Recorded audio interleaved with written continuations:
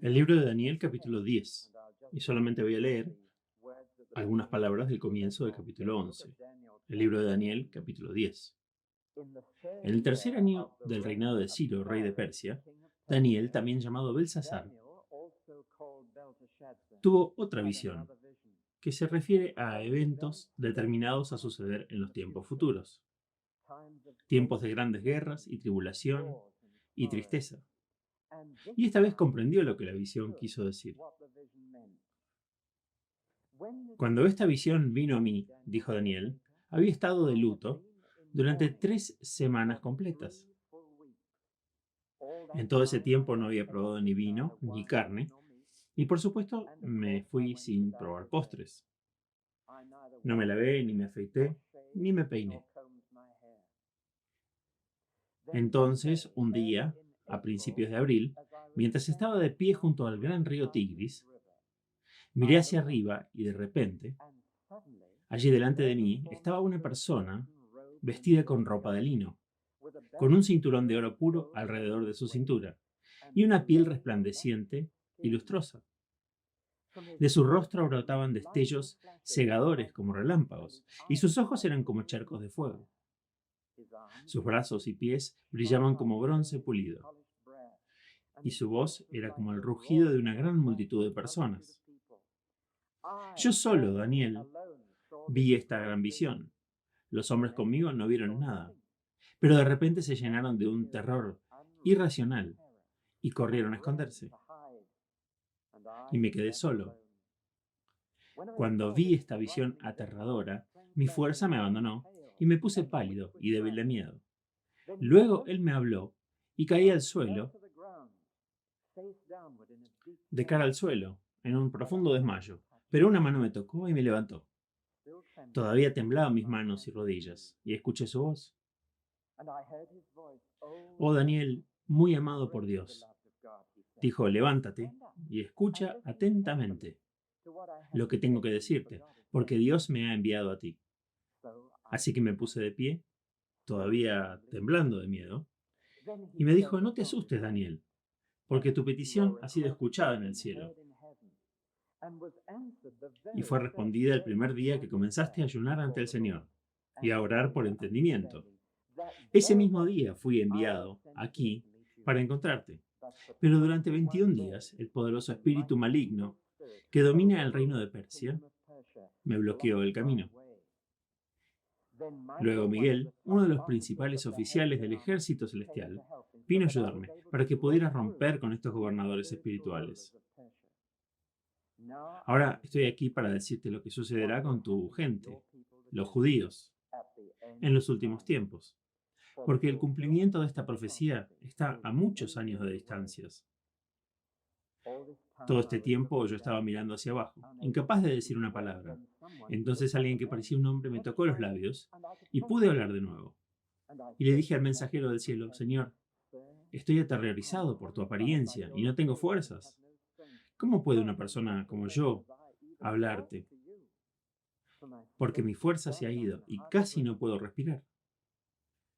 Entonces uno que parecía ser un hombre me tocó de nuevo y sentí que mi fuerza regresaba.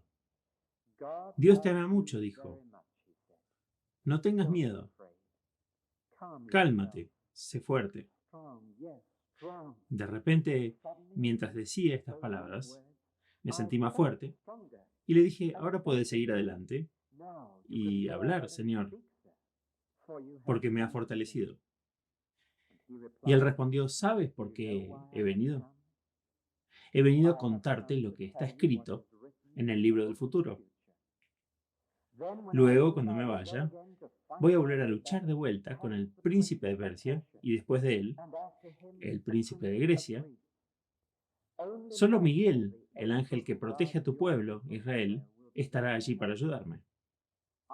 Fui el enviado para fortalecer y ayudar en el primer año del reinado a Darío el Medo, pero ahora yo te mostraré lo que depara el futuro.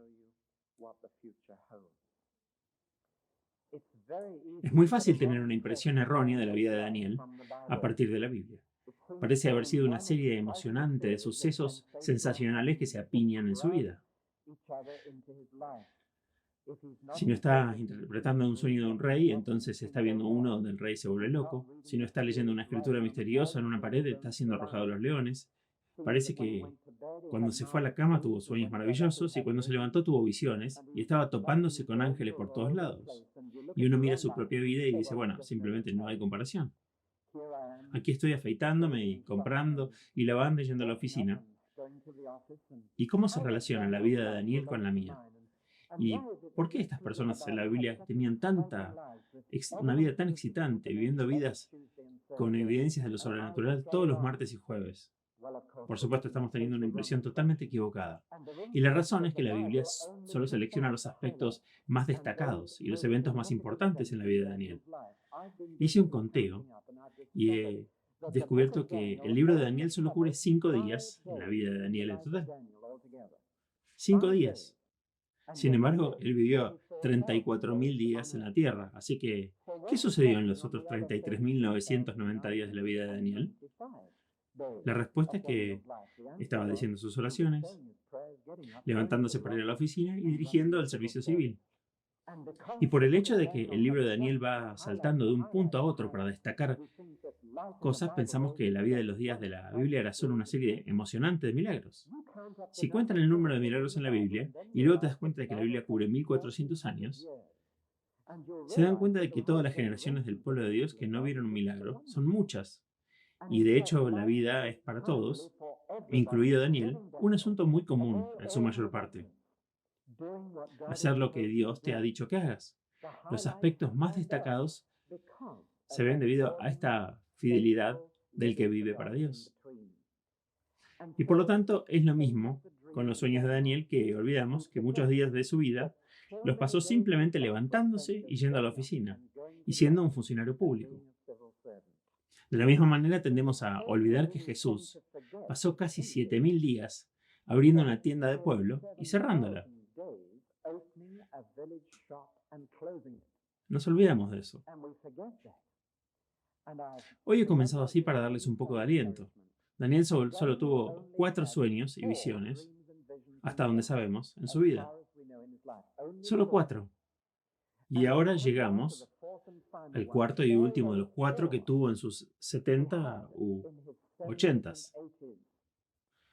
Por lo que sabemos, Dios no le habló de esta manera en otras ocasiones, así que si quieren una visión y un sueño cada semana, tal vez estemos deseando algo que incluso Daniel no tuvo. Durante todos estos años, hasta que tuvo 69 años, por lo que sabemos, él no tuvo sueños y visiones. El primero llegó cuando tenía 69, el último llegó cuando tenía 86. Y este es el que vamos a estudiar los próximos 3 domingos por la mañana. Fue el mejor de todos, fue el más grande de todos, fue el más detallado de los 4 y ocupa 3 capítulos completos, 10, 11 y 12, y nos lleva al final del libro de Daniel. Esta mañana solo vamos a ver el comienzo de la visión, el escenario en el que se produjo, porque así como un sueño de noche a menudo se relaciona con lo que ha estado sucediendo el día anterior, una visión del día está relacionada con lo que está sucediendo. Veremos dónde estaba Daniel, lo que estaba haciendo y por qué estaba haciendo eso. Veremos cómo la visión surgió de su experiencia cotidiana, ordinaria. También vamos a tocar en este capítulo una pregunta muy importante. ¿Por qué no obtenemos respuestas inmediatas a la oración muchas veces? Hay una respuesta muy profunda y real a esa pregunta, y espero que nos ayude. Cuando las visiones le llegaron a Daniel, valió la pena esperarlas. Ahora miramos este capítulo 10 que he dividido en 3 títulos. Una preocupación especial que estaba en el corazón de Daniel, que leímos en los versículos 1 al 4 y que nos llevó a la visión. Un consuelo espiritual que necesitaba antes de que pudiese ver la visión. Y veremos las diversas partes de este ministerio espiritual que vino de los ángeles a Daniel. Y finalmente llegaremos al corazón de este capítulo, un conflicto sobrenatural, el conflicto que está sucediendo todo el tiempo. Primero veamos la preocupación especial que Daniel tenía. Los detalles son importantes y cuanto más estudio la Biblia, más me impresiona el hecho de que Dios nunca desperdicia palabras. Solo nos dice lo que es necesario saber. Por lo tanto, este preliminar acerca de cuándo fue y dónde fue es vital. Veamos primero el momento en que llegó esta visión. En el tercer año de Ciro, 536. ¿Qué tiene de importante esa fecha? La respuesta es que poco antes, 3 años antes, Babilonia, que había llevado al pueblo de Dios de Jerusalén encadenado al exilio, Babilonia, había terminado. Y un nuevo imperio del este, de Persia, que ahora se llama Irán, se había levantado sobre Babilonia. Y por lo tanto, un cambio de gobierno estaba levantando las esperanzas del pueblo de Dios, de que podría haber un cambio de política y que podrían ser libres. Efectivamente, en el primer año del gobernante persa Ciro, se les dio su libertad, y Ciro hizo un decreto. Pueden irse a casa. Creo que esas son algunas de las palabras más hermosas que han escuchado alguna vez. Si han estado en el hospital y se han preguntado por qué nunca les dicen cuándo podrían ir a casa, lo hacen para que no se enojen, pero se tienen que retrasarlo. Pero llega una mañana maravillosa cuando la enfermera camina a la cama y dice, puedes irte a casa ahora. Y tu corazón pierde un latido. De la misma manera, Ciro dijo, pueden irse a casa, pueden reconstruir Jerusalén. Eso es lo que sucedió y así comenzaron. Ya la primera ola de exiliados se había ido de regreso. Cruzaron el desierto, 50.000 de ellos, cientos de millas a través del desierto, alrededor de esa fértil media luna de Mesopotamia, y de regreso a la tierra que era de ellos. ¿Qué momento debe haber sido cuando llegaron allí? Recuerdo estar sentado en un cine en Londres, viendo la película Éxodo. Mi esposa y yo éramos los únicos gentiles, creo, en ese cine esa noche. Fue una noche especial para que los israelíes vieran esa película maravillosa. La historia de cómo regresaron a su propia tierra. Y todo el cine estaba conmovido. Me quedé afuera para ver a la gente bajarse de los aviones y besar el suelo. Hemos vuelto a casa. Aquí es donde pertenecemos. Y esto debe haber sucedido solo 3 años antes de que llegara esta visión. Ahora, Daniel no se había ido. Tal vez era demasiado mayor para el viaje. O tal vez como un buen capitán en un barco, estaba diciendo que se quedaría ahí hasta que los haya visto a todos de regreso a casa. Y luego iría con el último. Mi lugar está aquí para cuidar a mi gente. Y ver que aquellos que no se van de inmediato, él los cuidaría en el medio del nuevo régimen. No puede ser que Dios quisiera que él se quedara allí y muriera allí y nunca volviera a ver su tierra. De hecho, eso es lo que sucedió. Hasta el día de hoy, en lo que ahora es Irán, verán una tumba custodiada en las afueras de la ciudad de Susa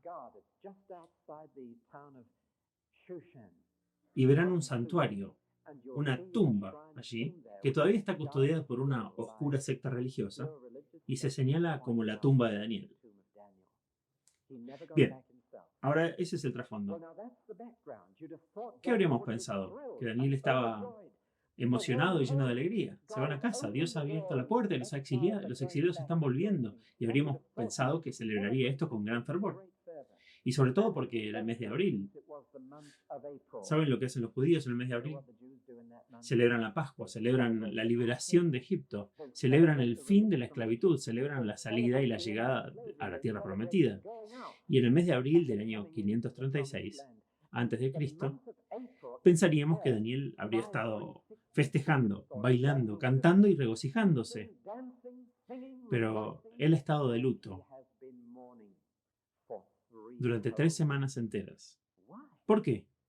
Si seguramente tiene muchas razones para celebrar la Pascua este año de 536 a.C. y en el mes de abril. Pero no, Daniel está descontento, apenas comiendo pan y bebiendo agua. No quiere tocar vino, no va a tocar la carne, no va a comer los manjares de fruta. Apenas se mantiene vivo y está sentado junto a un río. Un anciano no se ha peinado o cepillado durante 3 semanas. Su rostro no se ha lavado, está muy triste. Está descuidado, es infeliz. Y ha estado así durante 3 semanas. Está sentado a la orilla de un río. ¿Qué pasa? ¿Qué salió mal? Les voy a decir ahora que, de hecho, el pobre Daniel se dio cuenta de que todo iba mal. Déjenme decirles solo 4 cosas que habían sucedido en los últimos 2 años. Número 1, y por cierto, estas 4 cosas uno pensaría que está leyendo sobre la situación actual de Israel. Son muy contemporáneas. Número 1, solamente algunos judíos habían regresado al este. pero el resto no volvería. 50.000 se habían ido y el resto dio el dinero para que fueran, pero el resto no volvería. Y la situación hoy es exactamente la misma. La mayoría de los judíos siguen viviendo fuera de Israel. Hay 3 millones de ellos en Nueva York solamente. Dan dinero, pero están tan asentados y asimilados que son reacios a volver. Y esto tomará alguna gran tragedia para conseguir que se vuelvan. Y eso es lo que había sucedido en Babilonia. 50.000 se fueron, pero había millones que deberían haberse ido. Y se habían asimilado a la cultura y la tierra babilonia. Se habían asentado tanto allí después de 70 años que no iban a desarraigarse e irse a vivir a alguna choza e ir a ser pioneros en la tierra de nuevo. No estaban dispuestos a hacerlo. Se habían convertido en comerciantes, habían prosperado, estaban asentados y eso era lo primero que estaba saliendo mal. Lo segundo que estaba saliendo mal era que los que ya se habían ido y empezado a reconstruir el edificio con gran entusiasmo, construyeron un altar para el Señor, pusieron los cimientos del templo y luego el entusiasmo se había desvanecido, tan rápido como había llegado.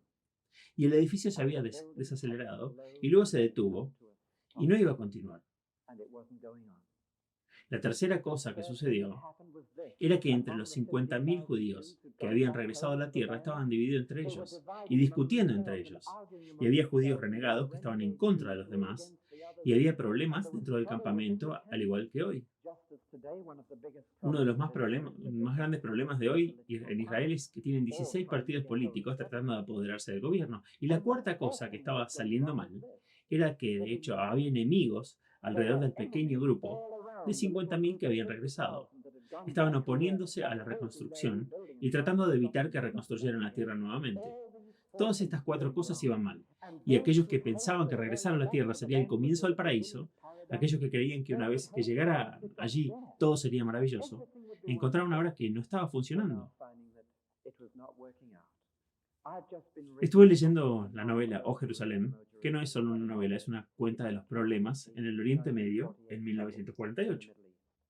Y es trágico leer ahí que los exiliados que regresaban, que habían vivido para este día toda su vida, y habían salido de guetos y pogromos y otras cosas, saldrían de un tremendo sufrimiento y pensaron que por fin iban a poder llegar ahí, todo estaría bien, se bajaron de los aviones en 1948 y les pusieron un rifle en las manos y los enviaron a la muerte en 24 horas. Esta es la atmósfera y es extrañamente moderna. ¿Podemos volver a los sentimientos de Daniel?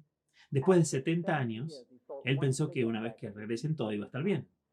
Y como muchas otras esperanzas humanas, tenemos muchas esperanzas. Decimos una vez que nos jubilemos y consigamos ese pequeño bungalow en Somerset, todo va a ser encantador. Una vez que consigamos ese trabajo, todo estará bien. No lo crean. Este no es el camino de la paz. Y Dios se lo había dicho a Daniel una y otra vez, que poniéndose espiritualmente bien con Dios es lo que hará que todo esté bien para nosotros. No será consiguiendo ese lugar ideal para vivir, ese pequeño paraíso en la tierra, es donde sea que estés, estando bien conmigo, dice Dios. Por eso Daniel está de luto y se da cuenta de que no es un éxodo espectacular mientras en los días de Egipto salieron 2,5 millones de personas y el ejército egipcio se había ahogado en el Mar Rojo. Todo fue maravilloso, pero esta vez no está funcionando así. No es espectacular y hay problemas, un problema tras otro, por lo que está de luto durante 3 semanas. Ahora veamos finalmente dónde está a modo de introducción. Se escapó de Babilonia. Su casa ha viajado 35 millas. Me pregunto si pueden ver en el mapa, hay 2 ríos grandes de casi 2.000 millas de largo que se extienden desde lo que solía ser el Jardín del Edén y el área del monte Ararat. En Armenia, estos 2 ríos gigantes bajan el Golfo Pérsico y en un punto se acercan mucho el uno al otro, a solo 35 millas de distancia. Babilonia está en este río y Daniel acaba de recorrer 35 millas, 3 días de viaje a pie hasta el otro río. ¿Qué quiere? ¿Escapar? Se ha llevado a algunos hombres con él, probablemente judíos. Van a celebrar la Pascua y se están moviendo en la dirección opuesta a Jerusalén, más adentro del reino de Persia. Y está sentado junto al río Tigris. Me pregunto si está imaginando esto. El río viene del jardín del Edén. Me pregunto si alguna vez volveremos al paraíso. El Tigris es más turbulento que el Éufrates. El Éufrates es un gran río lento y ancho, pero el Tigris es más rápido. rebota y es más veloz. Tal vez el río refleja los sentimientos de Daniel. En lugar de estar plácido junto al río Éufrates, está turbulento y perturbado. Aquí se sienta a la orilla del río un hombre descuidado e infeliz. Lejos de casa, lejos de Jerusalén, incluso ahora lejos de la casa que ha conocido durante 70 años, el anciano se sienta a la orilla del río. Y lo único que quiere hacer es entender. Y está orando. Señor, no entiendo, Señor, no lo entiendo. ¿Por qué? ¿Por qué? ¿Te has sentido así alguna vez? Yendo y sentándote junto a la orilla del río y diciendo, Señor, simplemente no lo entiendo. Pensé que todo iba a estar bien y no lo está. ¿Alguna vez has estado así solo y te sientas y oras y deprimido como estaba haciendo Daniel? Sus compañeros estaban ahí con él y nadie hablaba. Solo dijeron, Señor, ¿por qué? Si quieres entender la situación, lo mejor que puedes hacer es escaparte, estar solo y decir, Dios, ¿por qué? Daniel tardó 3 semanas en obtener la respuesta. Y vamos a ver por qué tardó 3 semanas en un momento. Pero él lo consiguió. Y la fiesta normal de panes sin levadura, en la que se prescindía de estas comidas elegantes, solo se suponía que duraría una semana, por lo que Daniel podría haber dejado de hacerlo después de una semana, y se hubiera mantenido dentro de la ley de su religión. Pero pasó 3 semanas. ¿Qué está haciendo? Está diciendo, Señor, simplemente no voy a volver a la buena vida, hasta que me hayas dicho por qué.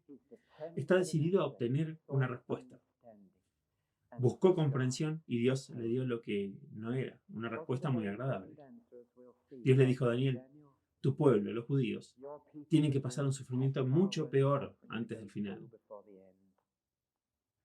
No voy a ser deshonesto contigo, Daniel, no me voy a esconder de ti. Estás desconcertado por lo que está pasando, pero ellos aún no han visto lo peor. Daniel, ¿quieres entender? Y déjame decirte que hay peores luchas por venir durante muchos años en el futuro. Pero un día, lo que anhelas para tu gente será realidad. Esa es la respuesta que obtuvo Daniel. Así que ese es el trasfondo de la visión, y así Dios le dijo claramente de qué se trataba. La segunda sección del capítulo es el consuelo espiritual que Daniel necesitaba cuando la respuesta llegó. Después de sentarse 3 semanas junto a ese río, algo sucedió y todos los hombres con Daniel tuvieron una sensación espeluznante. Si alguna vez lo han tenido, algo sobrenatural en torno, algo extraño que está sucediendo. Y todos tienen ese sentimiento. Todos los compañeros de Daniel se levantaron y se fueron. A la gente no le gusta lo sobrenatural. La gente tiene miedo cuando algo del otro mundo se acerca. Tienen derecho a tener miedo. Así que los demás se levantaron y se fueron. Y Daniel se quedó. Daniel se quedó mirando, porque allí, en la otra orilla del río, vio a alguien. Una persona que venía hacia él. Y esa persona estaba brillando intensamente. Parecía como si estuviera vestido de oro de la cabeza a los pies. Y hasta su piel brillaba. Les digo, si ustedes y yo viéramos algo como eso, supongo que correríamos o quedaríamos petrificados, como Daniel. Esta figura se acercó, no era un ser humano. Sí, tenía cara, brazos y piernas, pero esto no era un ser humano. Era un visitante de otro mundo. Es extraño que nos interesa tanto en la ciencia ficción y los platillos voladores y los visitantes de Marte y todo lo demás, pero la Biblia tiene experiencias reales que comparadas con la ficción son solo reflejos pálidos. Puede haber visitas del otro mundo y los hombres han conocido gente que han sido seres sobrenaturales, ángeles de Dios. La descripción de este ángel es tal que muchos se han preguntado si era más que un ángel. Lo que vestía y cómo se veía es casi idéntica a la descripción de Apocalipsis 1 de nuestro Señor Jesucristo. Y por lo tanto, algunos han dicho que podría ser esta una de las visitas que el Hijo de Dios hizo a la tierra antes de nacer en Belén. La respuesta es que bien podría ser. A menudo olvidamos que Jesús estaba ya mucho antes de nacer en Belén. Esta era solo una etapa de su existencia. Era el eterno Hijo de Dios. Ayudó a Dios a crear el mundo, ayudó a Dios a sacar al pueblo de Israel de Egipto y a darles comida y agua en el desierto. Y Jesús estuvo involucrado durante todo el Antiguo Testamento, aunque su nombre no era entonces Jesús. El eterno Hijo de Dios estaba ahí y estaba participando en la historia judía mucho antes de nacer en Belén. Y podría ser que la persona con la que Daniel se encuentra ahora sea el mismo Hijo de Dios.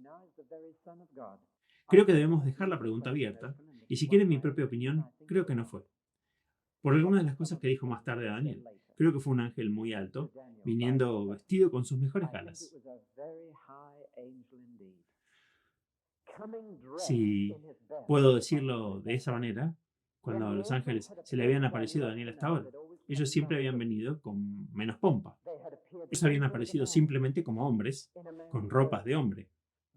Pero ahora podía ser el mismo ángel que le habló a Daniel antes, el gran ángel Gabriel, el ángel que Dios elige una y otra vez para mensajes especiales a los seres humanos. Fue Gabriel quien anunció a María que ella iba a tener un hijo, pero esta vez él estaba en plena vestimenta. Déjenme detenerme y decirles tres cosas sobre los ángeles. A veces, la mayoría de las veces, los ángeles te ayudan, pero son invisibles y no eres consciente de su presencia. La mayor parte de la ayuda que recibimos de los ángeles se da de manera invisible. Y no es infantil cuando te vas a la cama y le pides a Dios que coloque un ángel en la cabecera de tu cama para que te observe durante las horas de la noche.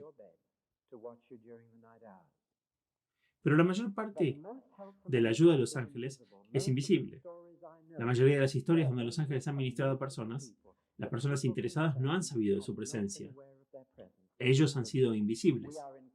Estamos rodeados con una gran nube de testigos, pero no lo vemos. Con ángeles y arcángeles nosotros magnificamos tu glorioso nombre, tu santo nombre, oh Señor. ¿Se dieron cuenta de que hay ángeles y arcángeles uniéndose a nosotros cuando alabamos? Pero no los vemos. Hay otras ocasiones en las que los ángeles se nos aparecen, pero aparecen en forma y vestimenta humana normal. Y por lo tanto, la gente no se da cuenta, de nuevo, de que es un ángel. Por eso es literalmente cierto que podrías haber hospedado en tu casa un ángel. Es por eso que debemos dar hospitalidad a los extraños. Alguien podría haber estado en una de las casas de la gente aquí esta mañana y era un ángel y no lo notamos. Estaba leyendo de un hombre de negocios cristiano en los Estados Unidos que viajaba en su auto y vio un extraño pidiendo que lo lleven, lo recogió y el extraño se subió al auto, en la parte trasera del auto, y hablaron. Y el extraño llevó la conversación a un nivel extraordinario en el que el hombre de alguna manera se sintió muy cerca de Dios. Y la conversación continuó hasta que el extraño dijo, ¿me dejarías aquí, por favor? Él salió y cerró la puerta y luego volvió a entrar. Pero alguien en otro automóvil detrás, que conocía a este hombre, le dijo, ¿qué estabas haciendo? Saliste del auto, abriste y cerraste la puerta trasera, volviste adelante y seguiste conduciendo. Y no había nadie.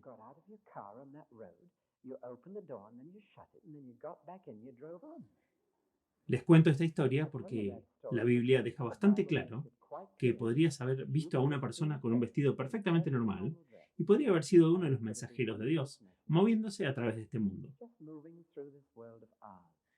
Por eso debemos ser dados a la hospitalidad.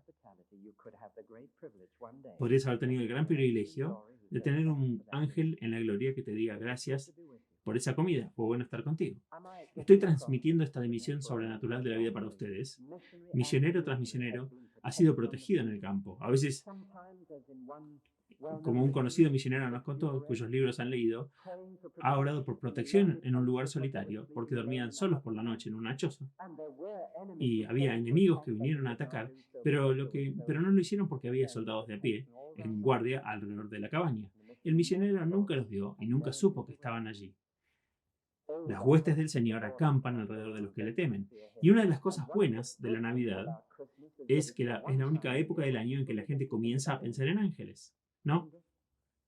Me temo que los tratamos como oropel y los vestimos con alas y arpitas y todo lo demás, y los metemos en los estantes. No aparecen a menudo así en la tierra. Si lo hicieran, ciertamente no nos encontrarían desprevenidos, pero aparecen como seres humanos. A veces, pocas, un ángel puede aparecer con gloria, puede venir en un vestido celestial, no terrenal, puede venir con un brillo resplandeciente, y esto es lo que sucedió aquí. Y créanme, cuando vienen así tendríamos la misma reacción que Daniel. Se le pusieron las rodillas como manteca. Después de todo era un hombre muy mayor, pero se derrumbó y cayó al suelo, y no estaba en condiciones de conversar con este mensajero de Dios. Fue entonces cuando El ministerio de consuelo espiritual vino de 3 ángeles distintos. Es encantador como Dios envía un grupo de ángeles para ayudar. Después de todo, Jesús dijo una vez a sus discípulos, ¿no se dan cuenta de que tengo 10.000 ángeles esperando para mis órdenes? 10.000. Bueno, Daniel tenía 3 aquí. El primero era el que ya había hablado, y comenzó el ministerio de consuelo espiritual. Consolar significa fortalecer, y solo tocó a Daniel y lo levantó del suelo. Lo puso en sus manos y rodillas. Y luego le habló y le dijo, Daniel, Dios te ama. No tengas miedo. Vamos, ponte de pie. Y de una manera encantadora, Daniel, el anciano, en sus manos y rodillas, se levantó y se quedó ahí. Pero todavía estaba temblando. Luego, cuando este ángel le habló, Daniel se quedó mudo. Dice que se quedó sin aliento. ¿Alguna vez se han levantado frente a una multitud y comienzan a hablar y pronto descubren que se quedan sin aliento? Y Daniel se puso nervioso y no podía hablar. Lo intentó y tenía reseca la garganta. Y le dijo, no puedo hablar. No podía hablar. Y otro ángel vino y solamente tocó sus labios. Si vas a hablar con el cielo, necesitas un toque celestial para hacerlo. Nosotros podemos chismear el uno del otro, pero podemos hablar aquí hasta que regresen a casa, pero pon a alguien en una reunión de oración o que diga alabado sea Dios y necesitas un toque para poder hablar con el cielo. Y el tercer ministerio llegó a él no solo para hacerle hablar o ponerse de pie. Daniel de pie y hablando todavía estaba débil y tenía miedo de lo que se iba a decir. Cuando estás en contacto con lo sobrenatural, a menudo tienes miedo de lo que se va a decir. Así que viene un tercer ángel y dice, Daniel, Dios te ama tanto. Y ese amor quita el temor. Y Daniel se siente más fuerte. ¿No es encantador? Los 3 pasos para llevar a una persona a la presencia de Dios. Se necesita un ministerio sobrenatural para hacernos estar delante de Dios, para hacernos hablar a Dios y sobre todo para hacernos lo suficientemente fuertes para escuchar. Ansiosos por escuchar lo que va a decir y no tener miedo. ¿No es esta una imagen encantadora de consuelo espiritual? Así que aquí está Daniel, el anciano está de pie, sus rodillas se endurecieron y él está de pie y dice, ahora puedes hablarme. Ya no tengo miedo. Soy fuerte y tú me amas y no me vas a hacer daño. Dios me ama. Tengo que decirme que no me va a hacer daño y por eso no tengo miedo. Ahora está muy abierto para recibir la visión. Y de hecho, si Dios nos va a hablar de maneras sobrenaturales, necesita ministrarnos en estos 3 niveles. O estaremos tan asustados que vamos a huir.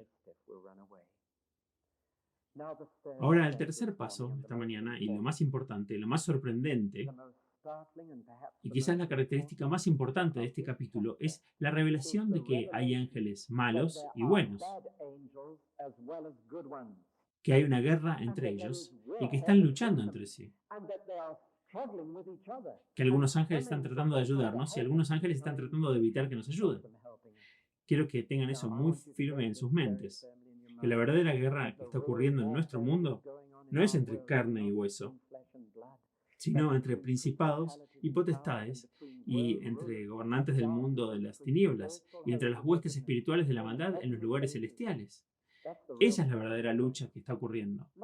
Regresemos al versículo 13 y preguntemos por qué Daniel tuvo que orar durante 3 semanas antes de recibir una respuesta a sus oraciones. ¿Tuvieron esa experiencia cuando han orado tanto y los cielos parecen cerrados y simplemente no parece estar pasando nada? ¿Y cometes el terrible error de pensar que Dios no está escuchando? Déjenme decirles esto. Cuando Daniel oró durante 21 días, Dios lo escuchó el primer día, pero la respuesta no llegó hasta el 21. Y Daniel cometió el error que todos cometemos si la respuesta se retrasa. Es que Dios no lo había escuchado. Pero el ángel le dice a Daniel, Daniel, el primer día que ayunaste y oraste, al comienzo de tu pedido, al comienzo de tu búsqueda, Dios escuchó y puso las ruedas en movimiento en respuesta a tu oración. Si sienten que Dios está escuchando o no, si sientes que escuchó esa oración, aférmense a eso. Antes de que llames, Él escucha y responde. Él oye cuando cualquier niño de Él llora. No necesitas preocuparte, porque su oído está abierto. Y así, Daniel, el primer día que oraste, tu oración fue escuchada. Entonces, ¿por qué no vino la respuesta? Y la respuesta es que un ángel fue enviado de inmediato con la respuesta. Uno de los mensajeros de Dios fue enviado de inmediato. Pero no podía llegar porque otro ángel, malvado, lo detuvo durante 3 semanas.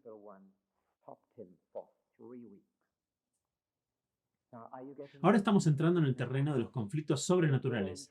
Hay ángeles buenos en nuestro mundo que buscan ayudar al pueblo de Dios y cumplir los propósitos de Dios y pueden retrasarse, pueden ser detenidos. Hay una lucha en curso. Hay espíritus malignos en nuestro mundo que pueden detener las respuestas a las oraciones. La batalla continúa y durante 3 semanas esos 2 ángeles estuvieron metidos en un conflicto. Y el ángel de Dios no pudo comunicarse con Daniel.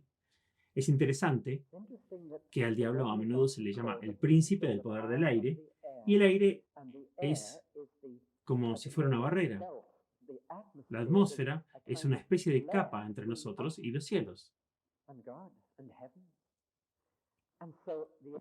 El ángel salió del cielo más alto, pero no pudo llegar a Daniel porque el príncipe del aire y el espíritu de ese príncipe le bloqueó. Y ángel contra ángel, igualados en fuerza, lucharon y no pudieron ganarse. Y no pasó nada hasta que otro ángel se unió a la lucha. Miguel vino, dice este ángel, y me ayudó. Y los dos nos abrimos paso, y 3 semanas después de que orase, llegamos con la respuesta. Ahora hay algo aún más devastador revelado aquí que quiero que vean. Y es esto. ¿Se han dado cuenta de que el ángel maligno se llamaba el príncipe de Persia? No se refiere a Ciro, el emperador. Aquí tenemos la extraordinaria verdad de que hay ángeles malvados que son príncipes de las naciones. Y es una visión bíblica que explica Daniel en su diario. En otras palabras, aquí tenemos un príncipe de Persia y el ángel dice, y va a haber un príncipe de Grecia y vamos a tener que luchar contra estos príncipes. ¿Saben cómo llamó Jesús al diablo? Dice que el diablo es el príncipe de este mundo. Pero debajo del diablo, el príncipe del mundo, él nombra a los ángeles malvados como príncipes de las naciones. Y dice al príncipe de Persia, tú controla Persia y aleja a ese país de Dios. Y tú serás príncipe de Grecia. Voy a desarrollar esto mucho más. En todos nuestros problemas actuales en el mundo, una y otra vez la gente tiene la sensación de que alguien está detrás de todo. ¿No es cierto? Y cometen el error de asumir que es un ser humano. Y por eso buscan comunistas debajo de las camas, o dicen que hay un complot de izquierda en los sindicatos, y todo el mundo está tratando de averiguar quién está detrás de todo. Y llegan a todo tipo de especulaciones erráticas sobre quién es el responsable. Tienen razón al intuir que alguien está detrás de todo, pero se equivocan al decir que es de carne y hueso. Y es entonces cuando un político se mete en serios problemas y dice que es un complot comunista. Los sindicatos acabarán con él. Él se equivoca al culparlos. No se puede culpar a los políticos por asumir que hay un complot porque lo hay. Pero como no son conscientes de las fuerzas espirituales, piensan que es un grupo humano y tratan de identificarlo. Piensen en la historia de Alemania en los años 30.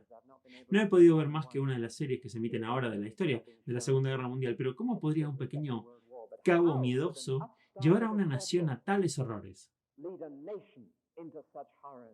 Alguien estaba detrás de eso. Les digo que había un príncipe de Alemania. Hubo incluso un príncipe en Alemania. Miro a América y veo incluso al presidente como un peón indefenso. Se le empuja y digo, ¿quién está detrás de todo esto? ¿Quién está desintegrando el gobierno por allí?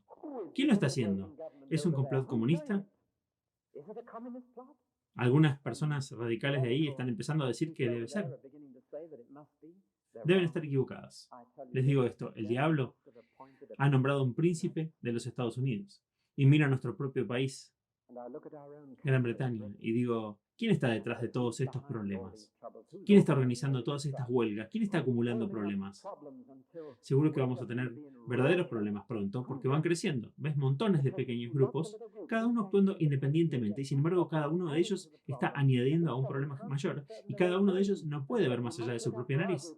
Y dicen que hay que cuidar ese grupo y triunfaremos pase lo que pase a todos los demás grupos. Van agrandando todo el asunto. Y tú dices, ¿quién está detrás de esto? No es un complot comunista. Les digo que Satanás ha nombrado un príncipe de este país, que no es una monarquía constitucional quien realmente gobierna. Y hay príncipes de Persia y de Grecia que han dado a estos embajadores árabes esas increíbles ideas de tener al mundo como rehén en la crisis del petróleo.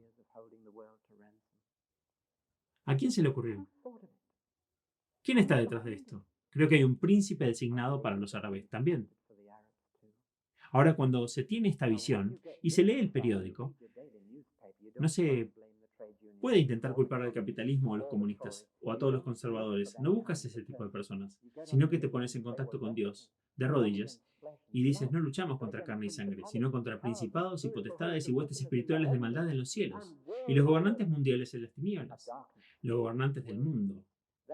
Ese es el diagnóstico bíblico de los problemas. Eso es lo que está sucediendo a nuestro mundo.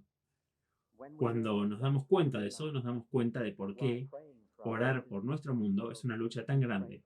Porque al orar por nuestro mundo te pones en primera línea, estás en el campo de batalla, vas a necesitar toda la armadura de Dios, vas a hacer una lucha poderosa. Orar por nuestro mundo, porque es un conflicto espiritual sobrenatural. Pero alabado sea Dios. No hay solo príncipes del mal, hay príncipes buenos. Y este capítulo termina con una mención a Miguel, el príncipe de Israel. El desarrollo continuará en el capítulo 11 y luego del capítulo 12 hasta el final de la historia, cuando haya una resurrección y el juicio y el pueblo de Dios sea librado. Y Miguel será una persona clave en esto. Y también hay ángeles buenos que van a ganar. Los ángeles buenos contra los ángeles malos. Está esta guerra espiritual. Supongo que algunos de ustedes piensan que me he vuelto loco esta mañana y algunos se preguntan si esto no es pura imaginación. Pero estoy tratando de decirles la sobria verdad de lo que está mal en nuestro mundo. Y es esa guerra la que ya está resultando en huelgas, inflación y escasez de petróleo. Todos estos son síntomas de la verdadera guerra que está ocurriendo aquí. ¿Quién va a ganar? Bueno, solo hay una frase hermosa en este capítulo que no he tocado todavía y con eso termino.